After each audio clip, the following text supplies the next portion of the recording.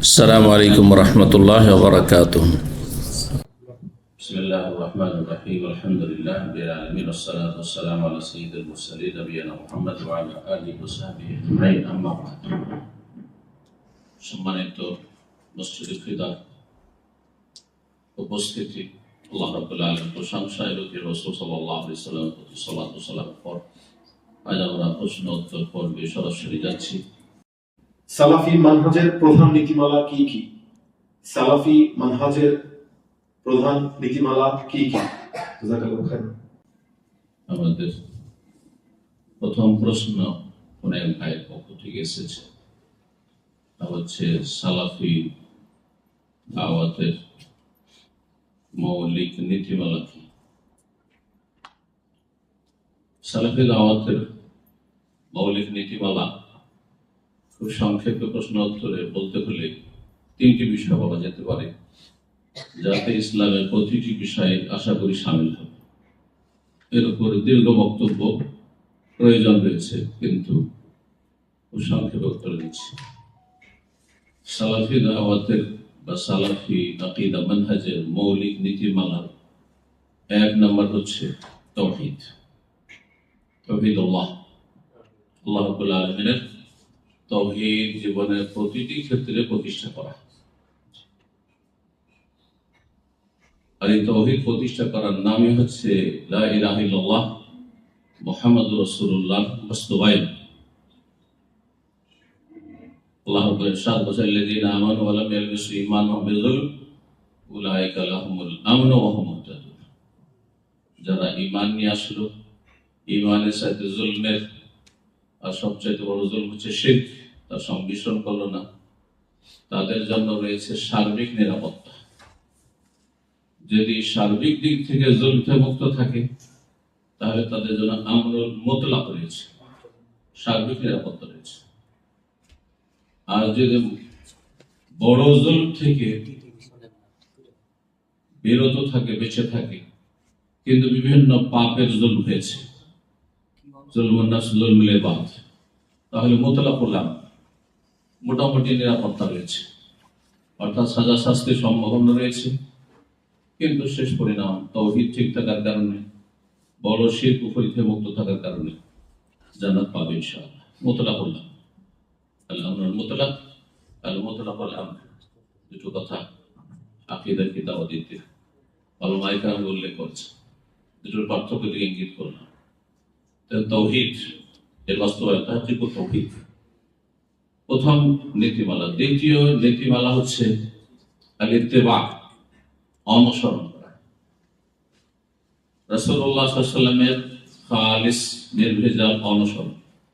কুল in কুনতুম তুহিব্বুনাল্লাহ ফাত্তাবি'উনি ইউহিব্বুকুমুল্লাহ ওয়া ইয়াগফির লাকুম যুনুবাকুম আল্লাহু গফুরুর রাহিম। ইত্তিবা খোলাফায়ে রাশিদিনের, তারপরে ইত্তিবা সাহাবায়ে কেরামদের জামাতের, খায়রুল কুরুনের।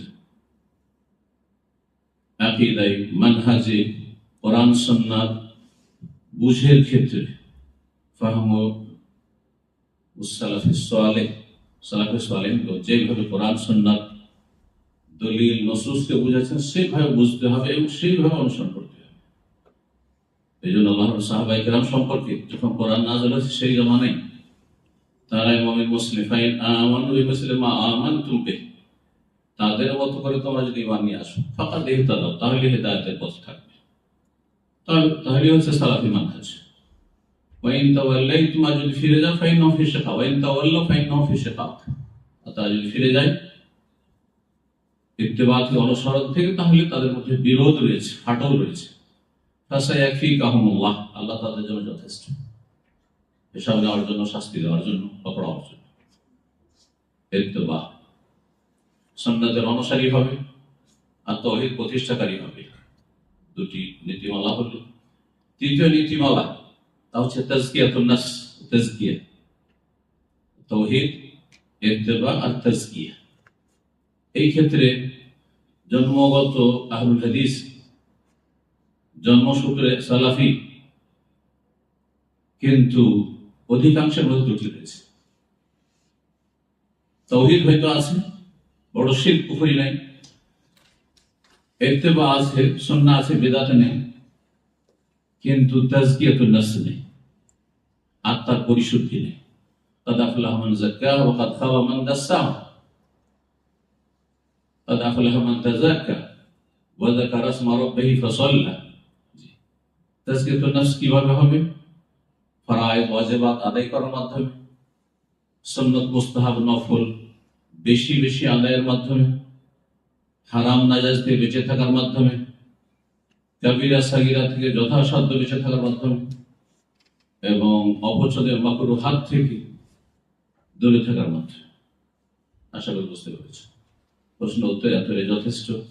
3টি মৌলিক নীতিমালা, তাওহীদ প্রতিষ্ঠা করতে হবে, সুন্নাহর অনুসারী হতে হবে, আর আত্মার পরিশুদ্ধি হতে হবে। বারাকাল্লাহ। একজন ব্যক্তি কিভাবে নির্ভরযোগ্য উৎস থেকে সালাফি মানহাজ শেখা শুরু করতে পারেন? একজন ব্যক্তি কিভাবে সালাফি মানহাজ সঠিক উৎস থেকে গ্রহণ করতে পারবে?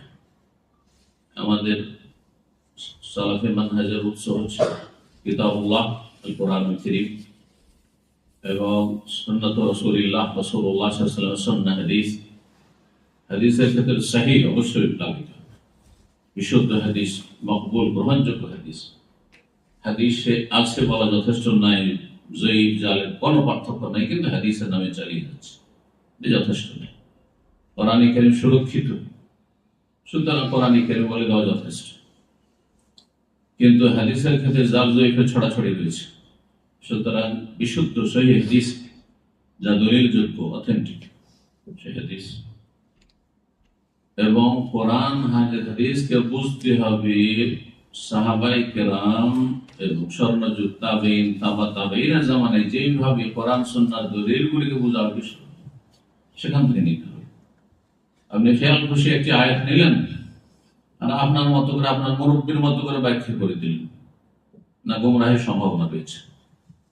একটি হাদিস নিলেন আর খেয়াল খুশি আপনি আরবি ভাষা জানেন, দেখলেন না যে এই হাদিসটি কিভাবে নবী সাল্লাল্লাহু আলাইহি ওয়াসাল্লাম বলেছেন, কোন উদ্দেশ্যে বলেছেন সেটাও ভাবলেন না। সাহাবায়ে কি আপনার বুঝেছেন সেটা ভাবলেন না, কিভাবে তার বাস্তবায়ন আমল করলেন তাও ভাবলেন না, আর আপনি খেয়াল খুশি হাদিসের ব্যাখ্যা করে দিলেন।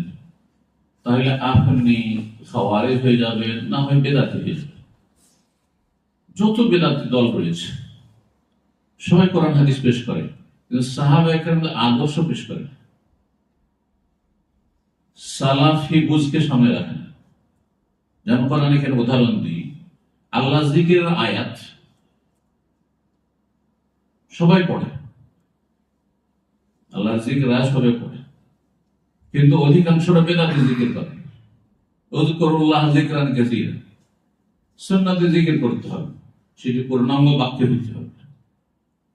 এবং সাহাবায়ে কেরামরা যেইভাবে এই জিকিরের বাস্তবায়ন সেভাবে করতে হবে, কিন্তু সম্মিলিত জিকির একসাথে, অসম্পূর্ণ জিকির, লা ইলাহা ইল্লাল্লাহ না বলে শুধু ইল্লাল্লাহ বলা, আল্লাহু আল্লাহু বলা, হু হু জামিরের জিকির, এই যে জিকির,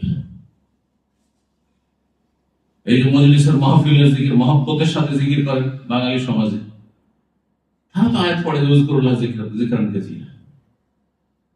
সেই লোকের আকিমুদ্দিন, দিন কায়েম করো, বেশি তেলাওয়াত করে আয়াত আর ব্যাখ্যা করে, এটি তাদের তাফসীরের মুখ্য আয়াত, তাফসীরুল কোরআন মাহফিলের দিন কায়েম করো মানে ক্ষমতা কায়েম করে। এটি নবী সাল্লাল্লাহু আলাইহি ওয়াসাল্লাম কি ব্যাখ্যা করেন? অধিকাংশ আম্বিয়া রাসূলগণ রাষ্ট্রীয় ক্ষমতা আকিমুদ্দিন করেননি আর বলেননি। রাষ্ট্রীয় ক্ষমতা তুলে দেওয়া হয়েছে হাতে মক্কাতুল মুকাররমায়, তারপর নবী সাল্লাল্লাহু আলাইহি ওয়াসাল্লাম না করেছেন যে জগা খিচুড়ি রাষ্ট্রীয় ক্ষমতার লাভ নাই, যে শিরক ভক্তি চলতে থাকবে আর আমি মক্কার আমি শাসক হয়ে যাব। ফেরাউন ধ্বংস হয়ে গেছে, তার সেনাবাহিনী ধ্বংস হয়ে গেছে, ফাঁকা ফিল্ড পড়েছিল মিশরে। মূসা আলাইহিস সালাম ফিরে গিয়ে রাষ্ট্রীয় ক্ষমতা দখল করেন। রাষ্ট্রীয় ক্ষমতা তখন আকিমুদ্দিন না, দেশ শুরু হবে তাওহীদ থেকে, আসলে তাওহীদুল ইবাদ। যুগে যুগে নবী রাসূলগণের শত্রু যারা কাফের, তাদের সাথে দ্বন্দ্ব হয়েছে তাওহীদুল ইবাদত। ইবাদত কার হবে? আম্বিয়া রাসূলগণের দাওয়াত, মা লাকুম মিন ইলাহিন গায়রু, মাবুদ একমাত্র আল্লাহ, আল্লাহ ছাড়া সত্য মাবুদ কেউ নেই, সব বাতিল। এই নিয়ে আদেশ নিষেধ কার চলবে? হ্যাঁ। আর তারপরে তৌহিদুল হাকে বা হুকুম কার চলবে? এগুলো নিয়ে কোনো ইখতিলাফ চলবে। তৌহিদের ব্যাপারে গতকালকে আলোচনা হয়েছে, মক্কার কাফেররা মত আমাদের বিদাতি ভাইরা ইন ফেরু খেফাফান ওয়া সিকালান, ভারী থাকার হালকা থাকার, পয়সা থাকে আর না থাকে, অভাব থাকা যাই থাকে, আর বেরিয়ে পড়ো না। আল্লাহ রাব্বুল আলামিন যে প্রসঙ্গ বলেছে সেটি হচ্ছে জিহাদ ফি সাবিলিল্লাহ, বদর হতে বেরিয়ে পড়ো, তাবুকে বেরিয়ে পড়ো, তাবুক প্রসঙ্গে আয়াত। কিন্তু এরা বলছে চিল্লাই বেরিয়ে পড়ো।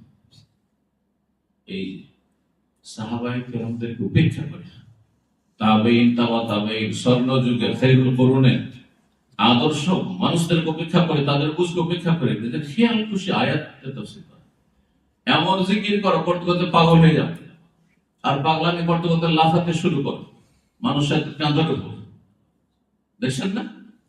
এই যে এত জিকির করো যে হাত্তা ইউকাল মাজনুন, যাতে পাগল বলা হয়। এই হাদিস পেশ করে তারাই পাগলামি করে, বজদার খালেজ। এগুলি হচ্ছে গুমরাহি। হাদিস দিয়ে গুমরাহ, কোরআন দিয়ে গুমরাহ। আল্লাহ বলেছেন মাযা আরাদাল্লাহু বিহাযা মাসালা তারাকুতু, আল্লাহ বলেছে ইউদিল্লু বিহি কাসীরা ওয়া ইয়াহদি বিহি কাসীরা। কোরআন দিয়ে বহু মানুষকে আল্লাহ গুমরাহ করে, কোরআন দিয়ে বহু মানুষকে আল্লাহ হিদায়াত দান করেছে। কোরআনকে বুঝার মতো করে বুঝলে, অর্থাৎ রাসূলুল্লাহ সাহাবাকে যেভাবে বুঝেছেন আর বুঝিয়েছেন সেভাবে বুঝলে, ইয়াহদি বিহি কাসীরা, অসংখ্য মানুষের কোরআন দিয়ে হিদায়াত হয়েছে, হচ্ছে, হবে। আর ওই ইউদিল্লু বিহি কাসীরা, বহু মানুষ পথভ্রষ্ট হয়েছে, হচ্ছে, হবে। কোরআনে অপব্যাখ্যা করার কারণে, হাদিসের ভুল ব্যাখ্যা করার কারণে। আল্লাহ বুঝার তৌফিক দান করেন। রাসূল সাল্লাল্লাহু আলাইহি ওয়াসাল্লাম নাজাতপ্রাপ্ত দল বলতে কি বুঝিয়েছেন?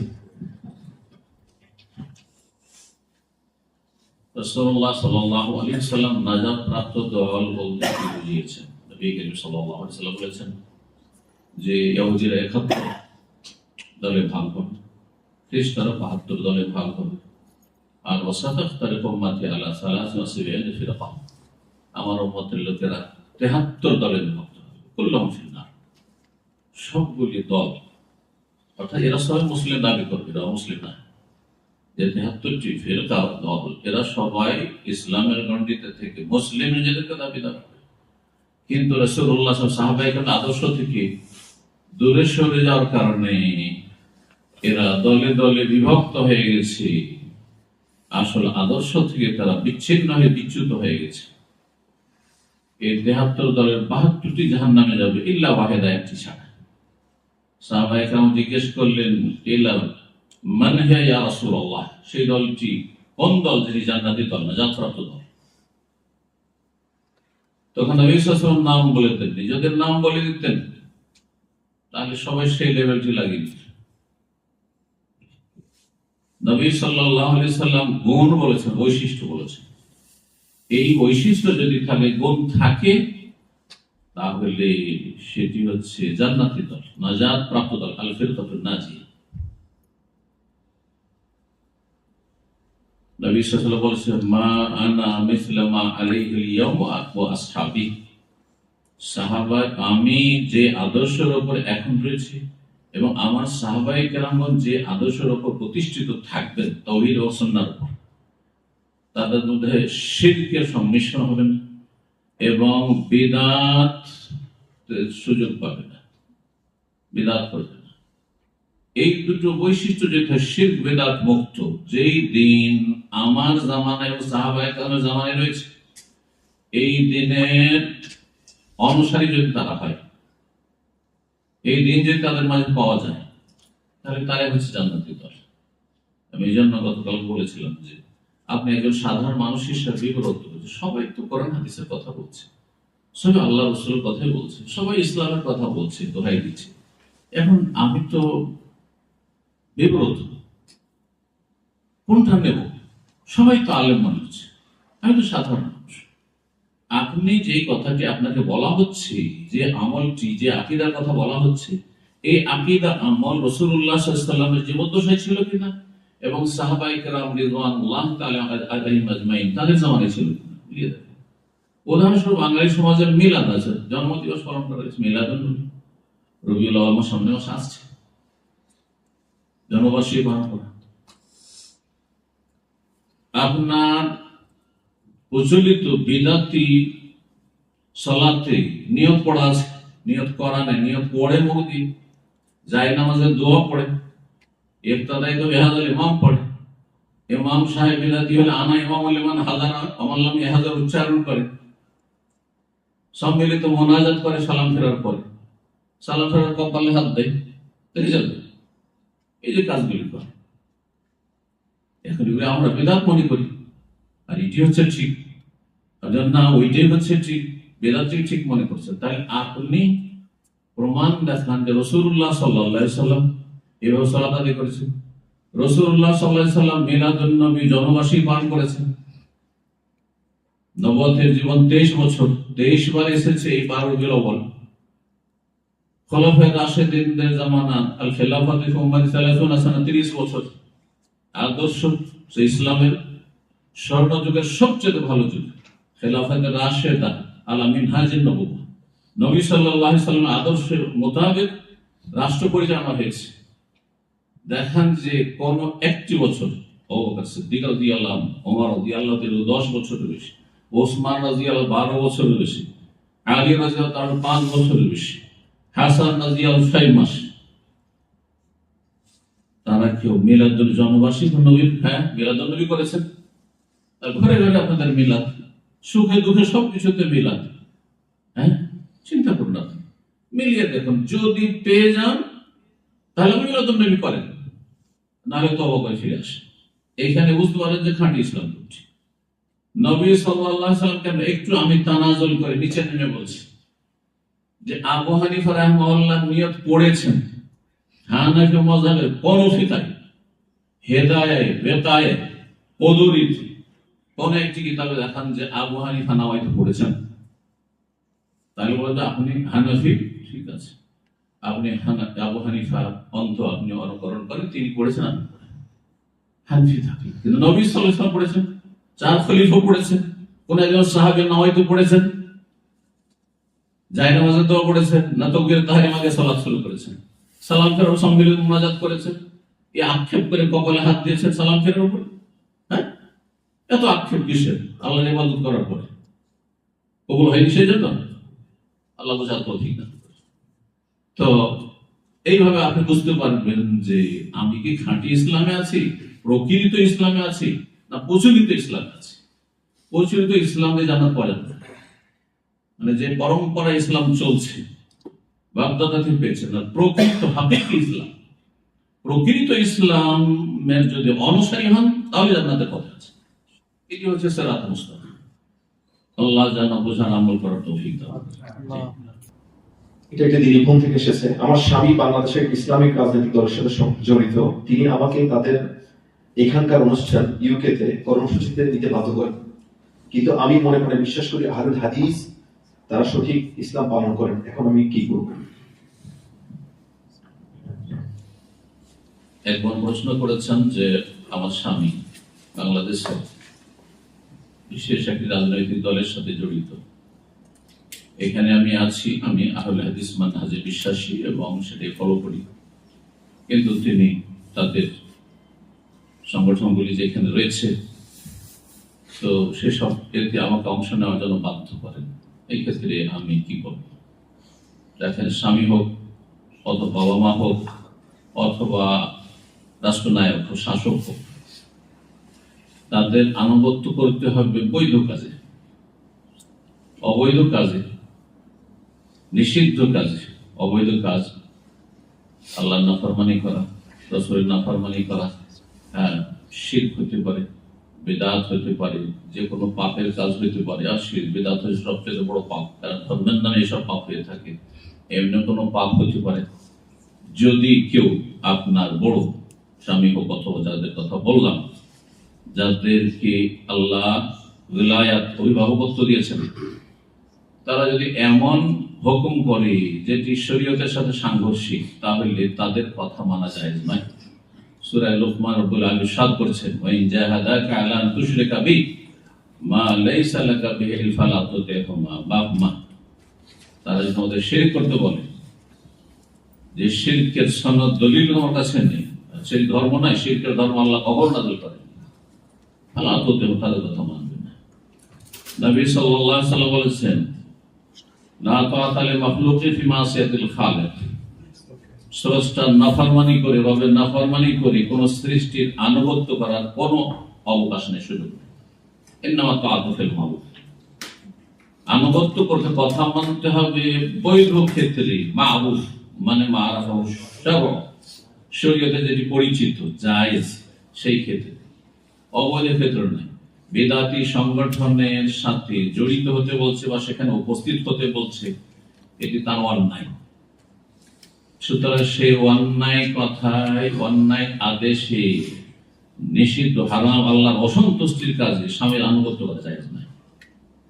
এই জন্য বলবেন যে দেখেন, পারিবারিক ক্ষেত্রে যে কোনো আপনার জায়েজ আদেশ হোক, আমি সব মানতে রাজি, কিন্তু ধর্মীয় বিষয়, যে দিনকে আমি সত্য বুঝেছি, তাওহীদ সুন্নাহ বুঝেছি, শিরক বিদআত বুঝেছি, গুমরাহি বুঝেছি, বাতিল ফিরকাকে চিনতে পেরেছি, তো তাদের সাথে আমি অংশ নিতে পারছি না, এই অধিকার নেই, এটা করবেন না। যদি দেখেন যে নিরুপায়, আর আশা করি এসব দেশে এই রকমের জবরদস্তি করার কোনো সুযোগ নেই। হ্যাঁ, যে স্বামী, বাবা মায়ের তো এই কর্তৃত্ব নেই, হয়তো জবরদস্তি করবে, স্বামী কি করে জবরদস্তি করবো, অন্যায় করে আমি এটা করব না, আইনত সে হেরে যাওয়ার কাছে, তাহলে প্রয়োজন আইন না ফেরবে।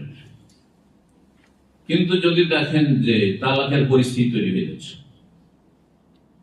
বাংলাদেশে আছে না, যেখানে মানুষ নিজের হাতে আইন তুলে নিতে পারে খুব সহজে, হ্যাঁ, মাফ করবেন এই কথাটি বলার জন্য। তো এইরকম জায়গা যেখানে দেখছেন না, আইনের দ্বারা তাকে জব্দ করা যাচ্ছে না, আর এখানে আমার পারিবারিক ভাঙন ধরে যাচ্ছে, তালাকের মতো পরিস্থিতি তৈরি যাচ্ছে, তখন বৃহৎ স্বার্থে এই তালাক এড়ানোর জন্য, দাম্পত্য জীবনের সুখ শান্তিকে বহাল অব্যাহত রাখার জন্য, এবং ছেলে মেয়ের ভবিষ্যৎ বলে চিন্তা করে পাপের কাজে অংশ নিলে গুনাহ হবে না। যেমন কেউ যদি শিরক কুফরি করতে বলে আর সেই ক্ষেত্রে নিরুপায় হয়ে যান জীবন বাঁচানোর জন্য, বৃহৎ স্বার্থ হয়েছে, হ্যাঁ, আপনার পরিবারের সাথে, আপনার স্বার্থে, তাহলে শিরকি কালিমা বললা বা শিরক করা জায়েজ রয়েছে। আল্লাহ ছাড়া অন্য সেজদা করা জায়েজ না, কিন্তু যদি বলে জয় শ্রীরাম বল, কি হবে, যা করছে এক সাইডে জালেম না, তাহলে সেই ক্ষেত্রে যদি আমি বলে না, কিছু হবে না, বরং সব নেকি পাবে। দলিল কোরআনে কারীমে রয়েছে সূরা নাহল, ইল্লা মান উকরিহা ওয়া কলবুহু মুতমাইন্নুন বিল ঈমান। যার উপর জবরদস্তি করা হয়েছে, জবরদস্তি করে তাকে কুফরি কথা, পাপের কথা বলতে বাধ্য করা হয়েছে, অন্যায় করতে বলা হয়েছে, পাপের জায়গায় অংশ নিতে বাধ্য করা হয়েছে, তাকে আল্লাহ ধরবেন না। তবে অন্তর অসন্তুষ্ট থাকতে হবে, অন্তত কখনো মেনে নেওয়া যাবে না সেই ভ্রান্ত দল, এবং সেখানে উপস্থিত হওয়াকে, বরং ঘৃণা থাকতে হবে। অকাল বহু মুতমাইন্নুন বিল ঈমান, অন্তর যেন ঈমানের উপর প্রতিষ্ঠিত থাকে, তাওহীদ সুন্নাহর উপর প্রতিষ্ঠিত থাকে। এই বিদআতের ক্ষেত্রে কোন দুর্বলতা, নম্রতা যেন না আসে। আল্লাহ হেফাজত করুন। বারাকাল্লাহ। এটি একটি পরিবার থেকে এসেছে, আমার ছেলে এখানে একটি স্কুলে পড়ে, কিন্তু মাঝে মাঝে সেখানে থেকে গান নাচ শেখানো হয়, খ্রিস্টান ধর্মীয় অনুষ্ঠানে অংশগ্রহণ করতে হয়। আমি খুবই উদ্বিগ্ন যে এতে সে ইসলামী মূল্যবোধ থেকে দূরে সরে যেতে পারে। আমি কি করবো এই অবস্থায়? প্রশ্ন করছেন যে আমার ছেলে এমন একটি স্কুলে লেখাপড়া করে যেখানে গান বাজনা শেখানো হয়, এবং সেখানে ধর্মীয় বিধর্মীদের বা মুসলিমদের ধর্মীয় আচার অনুষ্ঠানে অংশ নিতে হয়। এখন আমার ছেলে সম্পর্কে আশঙ্কা করছি যে সে প্রভাবিত হয়ে যাবে এসব পাপ থেকে এবং এসব অন্যায় থেকে। তা আমি এই ক্ষেত্রে কি করব? আপনি যদি মুসলিম দেশ থেকে এসে থাকেন, যেখানে ইসলামিক পরিবেশ রয়েছে, যেমন বাংলাদেশ থেকে এসেছেন, আপনার দেশ গরিব হলেও আপনার দুনিয়ার কিছু ক্ষয়ক্ষতি হবে, আখিরাতের ক্ষয়ক্ষতি হবে না। সেখানে আপনি স্বাধীনভাবে আপনার ঈমান ইসলামের হেফাজত করতে পারবেন, জান্নাতের রাস্তায় আপনি থাকতে পারবেন। আপনাকে সেখানে কেউ চাপ সৃষ্টি করার অধিকার নেই। কিছু প্রতিষ্ঠান আছে সেখানে কর্মকর্তা জালেম থাকতে পারে, অনেক জায়গায় মুসলিম দেশ হিজাব করতে দিচ্ছে না, এইসব খবর আমাদের কাছে আছে। সেসব প্রতিষ্ঠানে ছেলে মেয়েদের লেখাপড়া করানো জায়েজ না, যদি সেটা মুসলিম দেশে হোক অথবা অমুসলিম দেশে। হারাম কাজ যেখানে বাধ্য করা হবে সেখানে আমরা ছেলে মেয়েদের শিক্ষা জায়েজ না। হারাম কাজ থেকে বেঁচে থেকে যদি লেখাপড়া করান, আর সেখানে প্রতিকূল পরিবেশ রয়েছে, আর আপনি যদি মোটামুটি নিশ্চিত থাকেন যে আমি বাড়িতে ঈমান ইসলামী তরবিয়তের মাধ্যমে আর মসজিদ মুখী করে রাখার মাধ্যমে মসজিদের আশেপাশে বসবাস করি, মসজিদে দিনী শিক্ষার ব্যবস্থা রয়েছে, আর সেখানে আমার ছেলে মেয়েদের ভবিষ্যতের হেফাজত করতে পারবো, তাদের আখিরাতের, তাহলে হয়তো থাকা যেতে পারে বেশ কিছু শর্তের সাথে। কিন্তু যেখানে ঝুঁকিপূর্ণ অবস্থা আর আপনার জন্য উত্তম বিকল্প রয়েছে, মুসলিম দেশের সাথে আপনার সম্পর্ক, সেখানে আপনি যে কোনো সব ফিরে যেতে পারবেন, সেখানে আপনার ছেলে মেয়েদের হেফাজত, ঈমান ইসলামের হেফাজত খুব সহজ হবে তুলনামূলক। তাহলে আপনার জন্য এইরকম খারাপ পরিবেশে, প্রতিকূল পরিবেশে থাকা যায় না, এবং এইসব প্রতিষ্ঠানে লেখাপড়া করানো যায় না যেখানে পাপ করতে বাধ্য করা হচ্ছে, পাপ শিখতে বাধ্য করা হচ্ছে, হারাম নাজাইজে লিপ্ত হইতে হচ্ছে। আল্লাহ হেফাজত। জি, এটি আমাদের ইন্ডিয়ান কমিউনিটি থেকে এসেছে। আমি আহলুল হাদিসের অনুসারী, কিন্তু আমার মেয়ে এখানে একটি হানাফি মাদ্রাসায় পড়েছে। এখন সে আমার কথা শুনছে না এবং সে দৃঢ়ভাবে বিশ্বাস করে আশআরি মাতুরিদি আকীদাই সঠিক। আমি কি করতে পারি?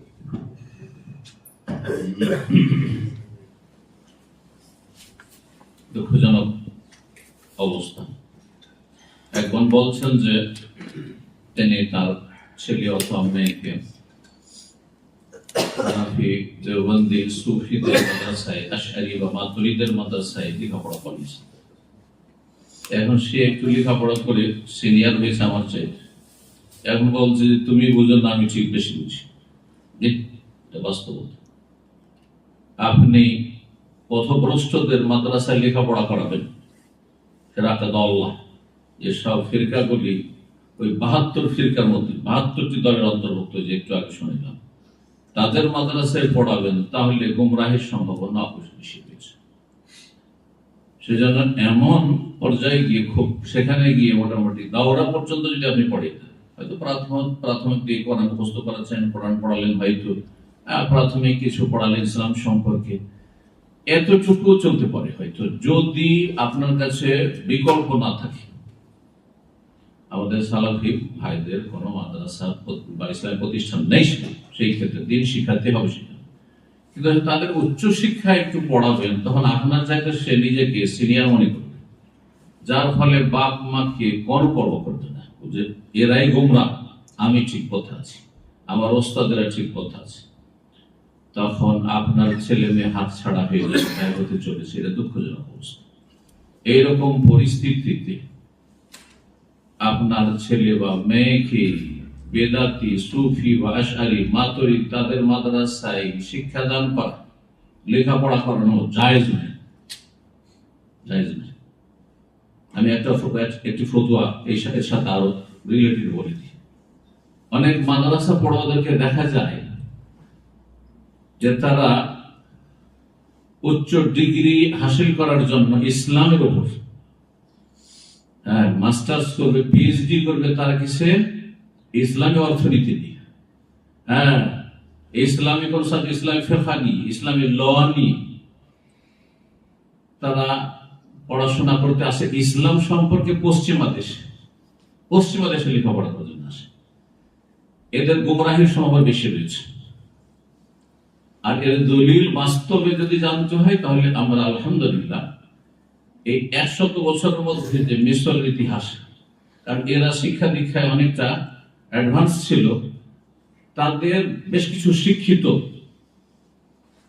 এবং বড়ই তারা একসময় যোগ্য ব্যক্তি ছিল, কিন্তু তারা লেখাপড়া করতে এসছে কাফেরদের কাছে, ওরিয়েন্টিস্টদের কাছে, মুস্তাশরিকদের কাছে, ইসলাম সম্পর্কে, যারা ইসলামের ভুল ত্রুটি তারা খুঁজে, তাদের শিষ্য হয়েছে, ছাত্র হয়েছে, তারপরে তারা মগজ ধোলাই করে গুমরাহ হয়ে দেশে ফিরে গেছে, আর নিজেকে বরবাদ করেছে, নিজের দেশকে বরবাদ করেছে, নিজের জাতিকে বরবাদ করেছে। বুঝতে পেরেছেন? সতর্ক সাবধান। সুতরাং ইসলাম পড়বেন নির্ভেজাল জায়গায়। আপনি ইসলাম পড়বেন অমুসলিমদের কাছে, মোটেই জায়েজ না। ইসলাম পড়বেন আপনি গোমরাহদের কাছে, সুফিদের কাছে। ইসলামী শিক্ষা নেবেন আপনি আশআরি মাতুরিদীদের কাছে, পথভ্রষ্টদের কাছে, যারা আল্লাহর চেহারা মানেন না, আল্লাহর হাত মানেন না, আল্লাহর চোখ মানেন না, আল্লাহর তাওহীদুল আসমা সিফাতের কোনো জ্ঞানই নেই তাদের।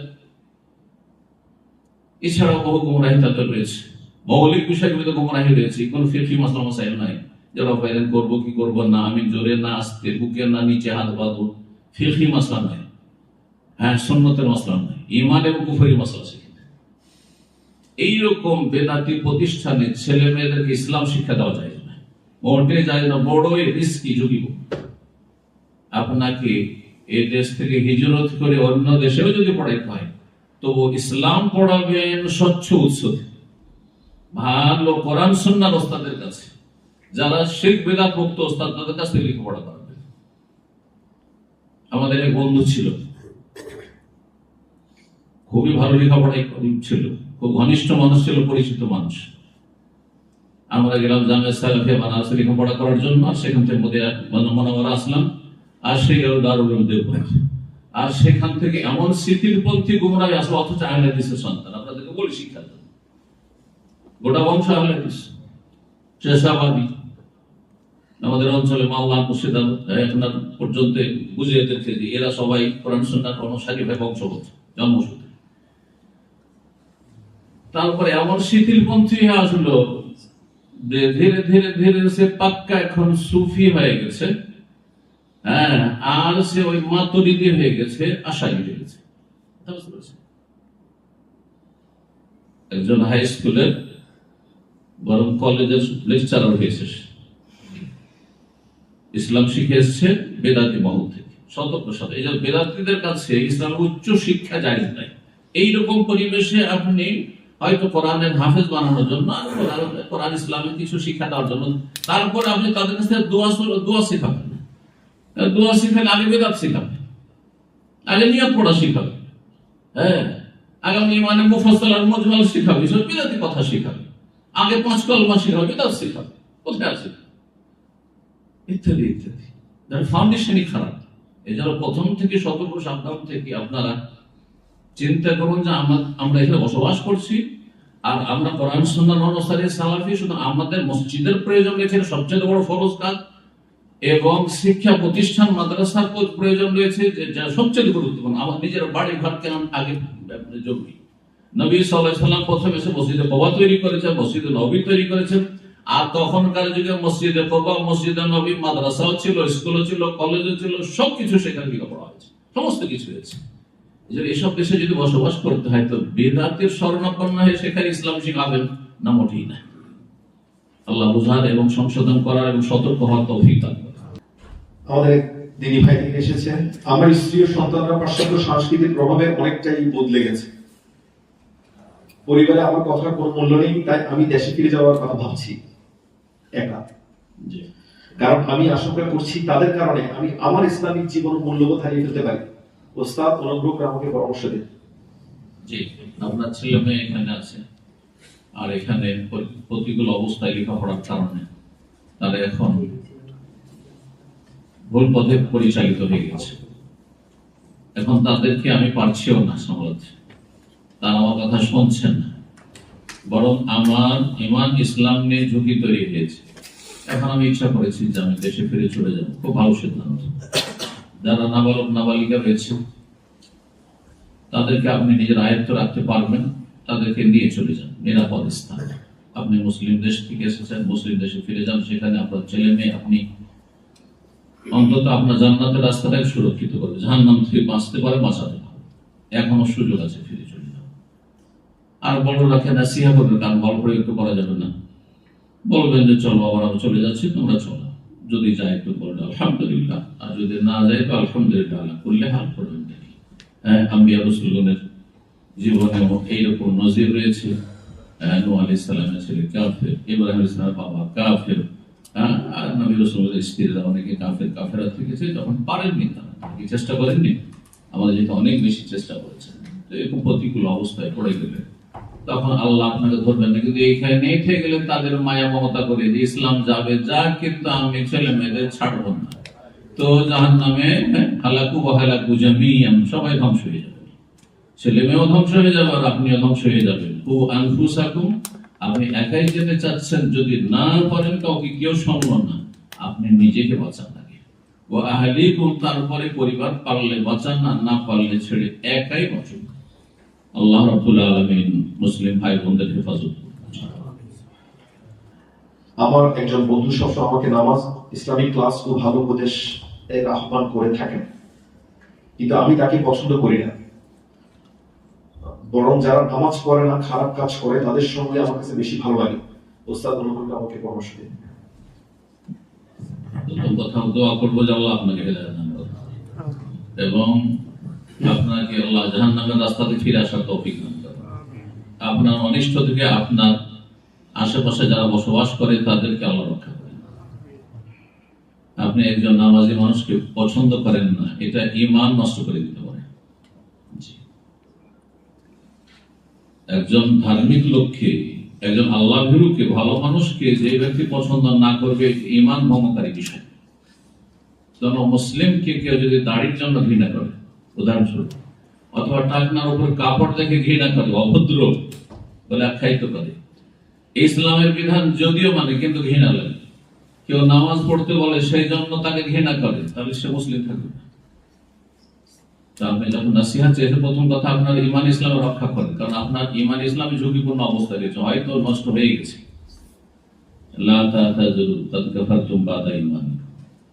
আল্লাহ এই শ্রেণীর লোক যারা ইসলামের বিধিবিধান নিয়ে উপহাস করে, মুসলিমদেরকে নিয়ে উপহাস করে, ইসলামের কারণে, তার রূপ চেহারার কারণে নয়, তার চলাফেরার কারণে নয়, বরং তার ইসলামের বিধিবিধান পালনের কারণে,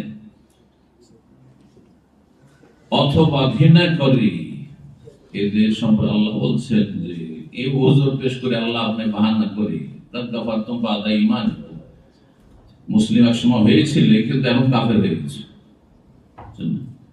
এই জন্য ভালো মানুষদেরকে ভালোবাসতে হবে, আল্লাহকে ভালোবাসতে হবে, রসুলকে ভালোবাসতে হবে, আল্লাহ রসুলকে যারাই ভালোবাসে তাকে ভালোবাসে, তাদেরকে ভালোবাসতে। এটি হচ্ছে আল ওয়ালা, যে আকীদার বিষয়। আমাদের ভালোবাসার বুনিয়াদ হবে আল্লাহ এবং রসুল ভিত্তিক। যে যত বেশি আল্লাহ এবং তার রাসূলকে ভালোবাসে, কোরআন এবং সুন্নাহকে ভালোবাসে, দলিলকে ভালোবাসে, তাওহীদ সুন্নাহকে ভালোবাসে, শিরক বিদআতকে ঘৃণা করে, তাকে তত বেশি ভালোবাসে। এজন্য আম্বিয়া রাসূলগণকে সবচেয়ে বেশি ভালোবাসে, সাহাবায়ে কেরামগণকে তারপরে সবচেয়ে বেশি ভালোবাসে। হ্যাঁ, তারপরে আইম্মায়ে কেরাম, তাবেঈন, তাবাতাবেঈন, আইম্মায়ে কেরাম, যারা যত ভালো মানুষ তত ভালোবাসে তাদেরকে। কথা বোঝা গেছে না? এই যদি আপনার ভালোবাসার মাপকাঠি থাকে, তাহলে আপনার ঈমান ঠিক আছে না? আল্লাহর রাস্তায় ভালো মানুষদেরকে ভালোবাসুন এবং ভালো মানুষদের সাথে চলাফেরা করুন, আত্মীয়তা রাখুন, সুসম্পর্ক রাখুন, আর যারা খারাপ তাদের সংসর্গ ত্যাগ করুন। মানুষের গোমরাহের একটি গুরুত্বপূর্ণ কারণ হচ্ছে খারাপ সঙ্গী। অধিকাংশ মানুষ, অধিকাংশ ছেলেমেয়েরা খারাপ হয় অসৎ সঙ্গীর কারণে, অসৎ সঙ্গীর কারণে। এই জন্য নবী সাল্লাল্লাহু আলাইহি ওয়াসাল্লাম বলছেন, আল মারউ আলা দীনি খালিলি, মানুষ নিজের বন্ধুর ধর্মের উপর থাকে। যাকে ভালোবাসে, যে আপনার বন্ধু, তার ধর্মের আপনি অনুসারী। আপনি বলেন আর না বলেন, ফালিয়ানজুর আহাদুকুম মান ইউখালিল, শুধু প্রত্যেকে যেন একটু চিন্তা করে থাকে, ভেবে দেখে যে কার সাথে তোমার দোস্তি বন্ধুত্ব। আল মারউ মা মান আহাব্বা ইয়াউমাল কিয়ামah, কিয়ামতের দিন হাসর হবে যে যাকে ভালোবাসে তার সাথে। আপনি বেনামাজিদেরকে ভালোবাসেন, তাদের সাথে জাহান্নামে যাবেন।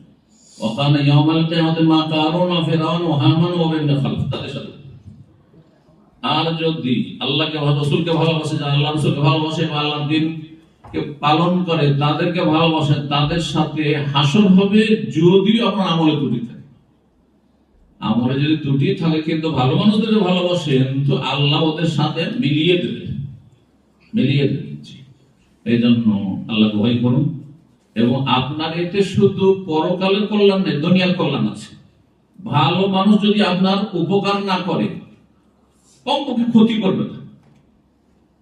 ভালো মানুষের সর্বনিম্ন পরিচয় হচ্ছে যে যদি কোনো কাজের নাও আসা মানে জীবনে কম একটি পয়সা লাভ করে দেয়, আমার ক্ষতি করবে না, আমার মানহানি করবে না, আমার শত্রুতা করবে না, আমাকে ছোট করবে না। কিন্তু খারাপ লোক আপনার দুনিয়ার সব ধ্বংস করবে। আপনি তো দুনিয়াকে সেভ করতে চান কমপক্ষে, আরে আখেরাত তো অধিকাংশ লোকের তো আখেরাত সম্পর্কে উদাসীনতা, গাফিলতি।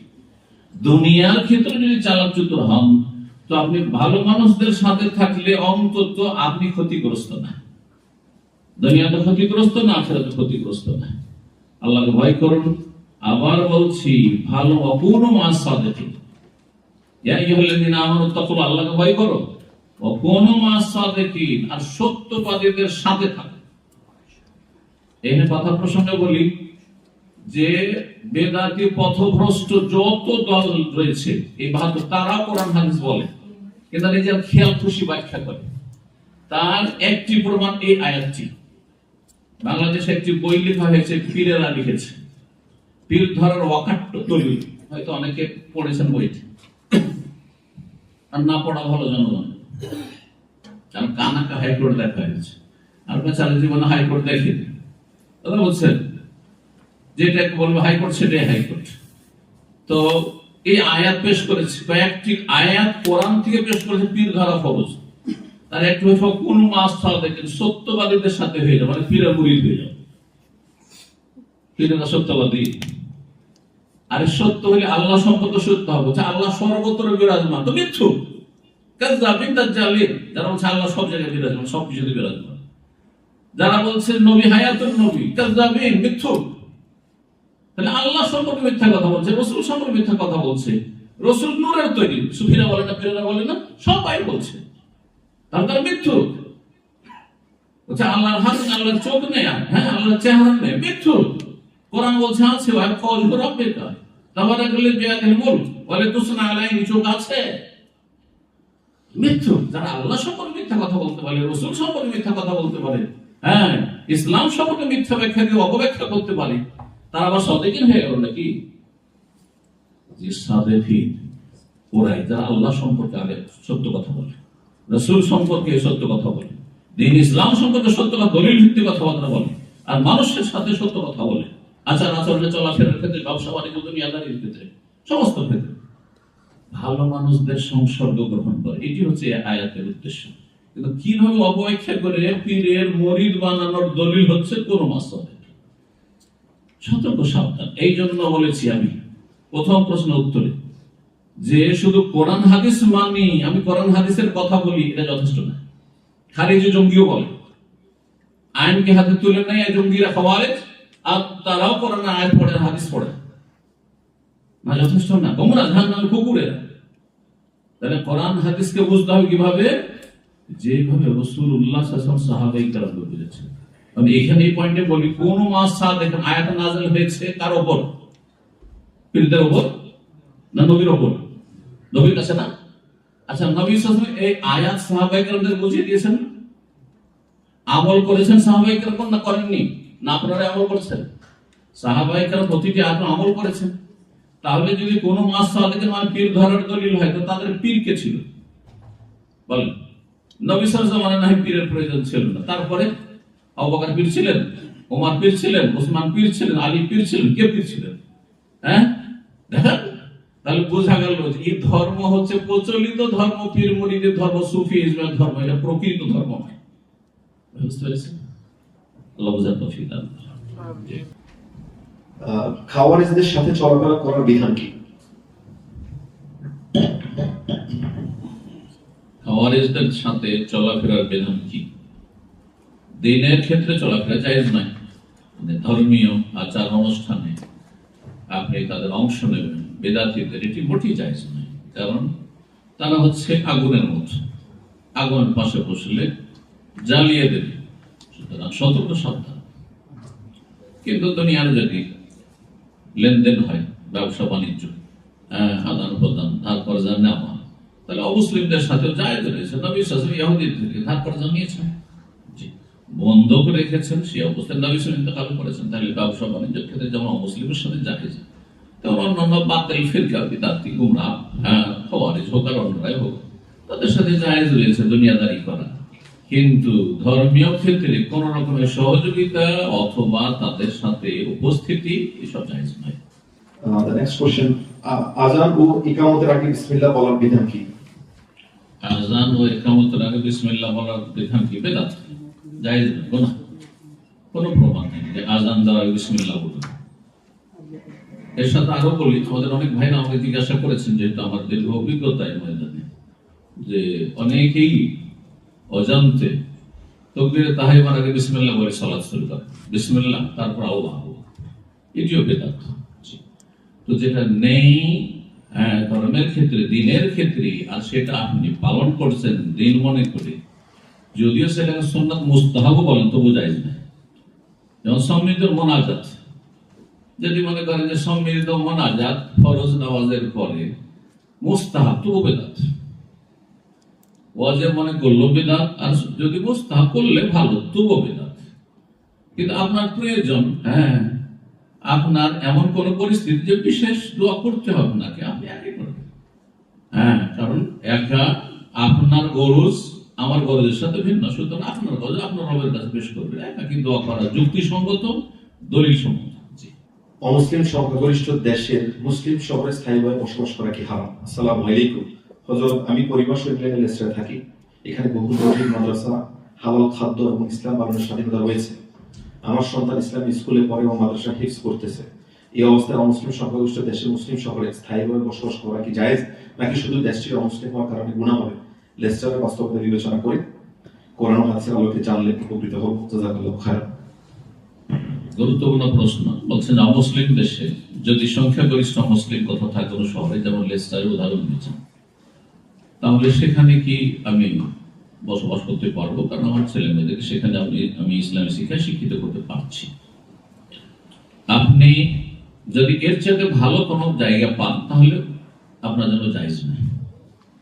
অর্থাৎ এর চাইতে ভালো পরিবেশ রয়েছে, সেখানে যেতে পারবেন খুব সহজে, এবং সেখানে ছেলে মেয়েরা আপনার সুরক্ষিত থাকবে, হেফাজতে থাকবে। কিন্তু এখানে যদিও আপনার শহরে মুসলিম জনসংখ্যা বেশি, কিন্তু মুসলিমদের অধিকাংশই বিজাতিদের বন্যায় ভেসে যাচ্ছে, সেখানে আপনার ছেলে বন্যার সময় ভেসে যাওয়ার সম্ভাবনা রয়েছে। যার ফলে এখান থেকে হিজরত করার যদি ভালো সুযোগ সুবিধা থাকে, অর্থাৎ মুসলিম দেশের সাথে আপনার সম্পর্ক, তাহলে অবশ্যই ভালো জায়গায় থাকার সুযোগ করে কখনো খারাপ জায়গায় থাকবেন না, কারণ ঝুঁকিপূর্ণ আছে।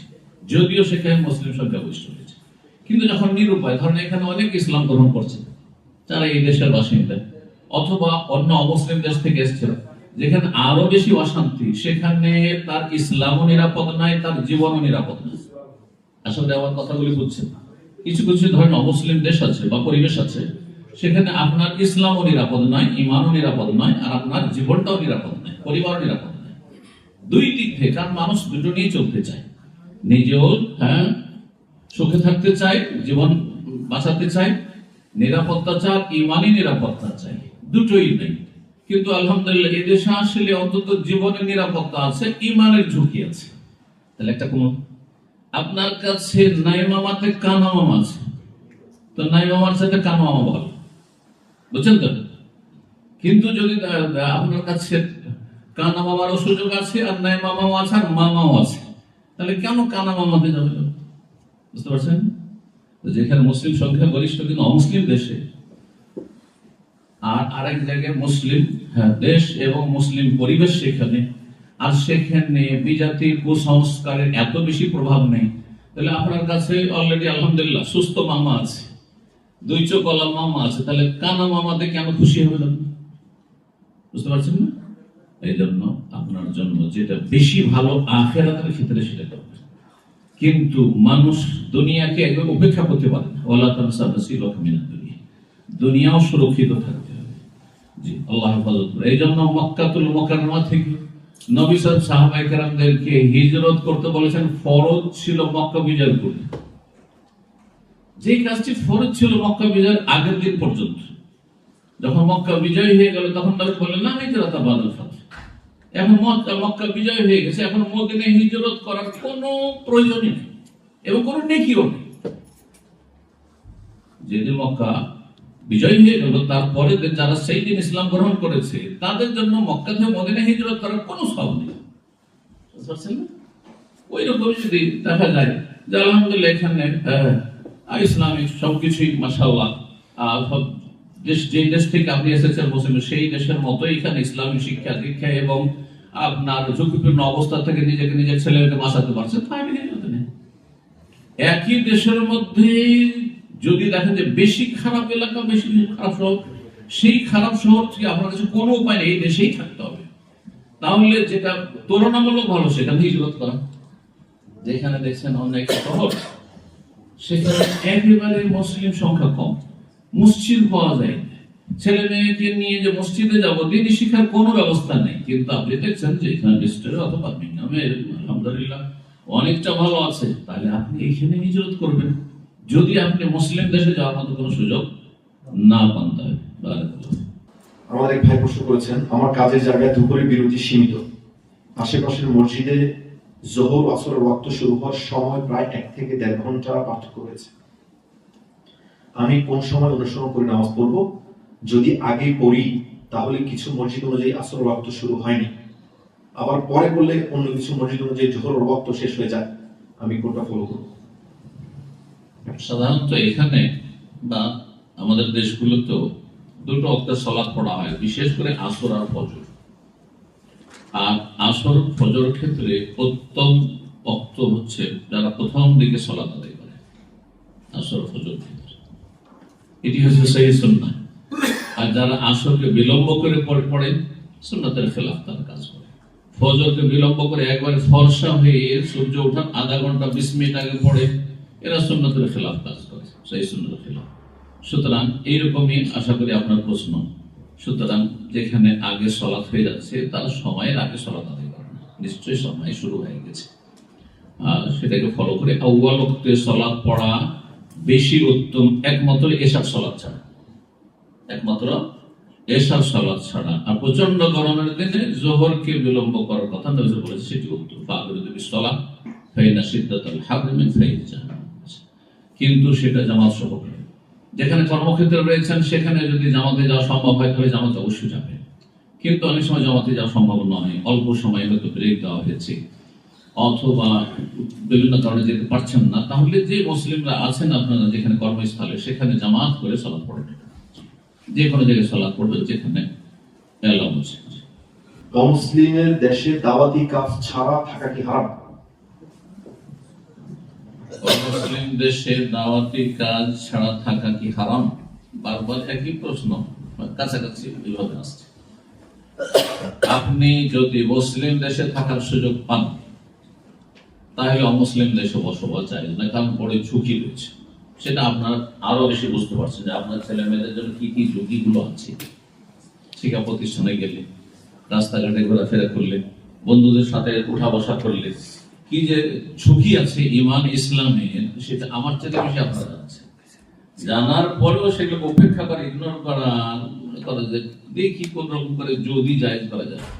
কিন্তু আমাদের ছেলে মেয়েকে জাহান্নামের রাস্তায় যে ছেলে দিচ্ছে না, এটা সবসময় চিন্তা করতে হবে। ভালো জায়গায় যদি সুযোগ থাকে তো খারাপ জায়গায় থাকবেন না, এটি উত্তর দিলাম। আর দাওয়া ইলাল্লাহর কাজে অমুসলিম দেশে আসতে হবে, কিন্তু সেখানে এসে স্থায়ী বসবাস করতে হবে, এটাও বহুবার চিন্তা করতে হবে। কারণ অন্যদেরকে দাওয়াত দেওয়ার আগে নিজের ছেলে মেয়েকে জাহান্নামের রাস্তা থেকে রক্ষা করা ওই দায়ীর জন্য খরচ করছেন না। আমি মাঝে মাঝে আমার আলোচনাতে বলেছি এই কথাটি, যারা আমার আলোচনা শুনে আমার দ্বারা যদি 1 লক্ষ মানুষ বা লক্ষ লক্ষ মানুষ হেদায়েত হয়, বাইরের মানুষ, কিন্তু আমার ছেলে মেয়ে যদি আমি হেদায়েত না রাখতে পারি তাহলে ব্যর্থ, আমার জীবনটা বেকার। কিন্তু আমি যদি 10 জনকে হেদায়েত করতে না পারি বাইরে, আমার ছেলে মেয়েদের, আমার পরিবারের আমি ঈমান ইসলামের হেফাজত করতে পেরেছি, তো আমি সফল। এটা আমার জন্য ফরজে আইন। আর অন্যদের দাওয়াত দেওয়া হচ্ছে ফরজে কিফায়া। আমার মতো আমার চেয়ে বড় বড়রা আছে, তাদের উপর ফরজ আছে। হ্যাঁ, কিছু লোকেরা করলেই চলে, ওর মধ্যে আমি একজন যদি নাও করে একটু পিছিয়ে থাকি তো ফরজ আদায় হয়েই গেছে, ফরজ আদায় হয়ে গেছে, তার সুন্নতের স্তরে আছে। তো আশা করি বুঝতে পারছি। এই জন্য আপনি বেশি বুঝতে পারছেন যে আমার ছেলে মেয়েদেরকে নিয়ে এখানে থাকাটা আমার ঈমান ইসলামের হেফাজতের জন্য কতটা আপনার সুরক্ষিত। হ্যাঁ, আপনি সেটা অবস্থা বুঝে ব্যবস্থা করবেন। আশা করি উত্তর হয়েছে। শেখ, এখানে সামনে শীত আসতেছে, আমাদের সর্দি কাশি ঠান্ডা রোগ লেগেই থাকে, তার কারণে আমাদের হাঁচি আসে এবং নাক দিয়ে পানি পড়ে। তাই আমরা যদি বারবার টিস্যু ব্যবহার করি সালাতরত অবস্থায়, তাহলে আমাদের সালাতে কোনো ক্ষতি হবে না? সালাত অবস্থায় যদি সর্দি কাশি আসে টিস্যু ব্যবহার করি তো তাহলে কি সালাতের ক্ষতি হবে? যদি আপনার প্রয়োজন হয় তাহলে কোনো ক্ষতি নেই, কোনো ক্ষতি নেই, এটা আপনার প্রয়োজন। কারণ মসজিদে সর্দি কাশি বয়ে পড়বে আর আপনি সেটাকে ধরবেন না, এটা জায়েজ নেই, মসজিদের তাওহীন অবমাননা। সুতরাং এটা অবশ্যই করবেন।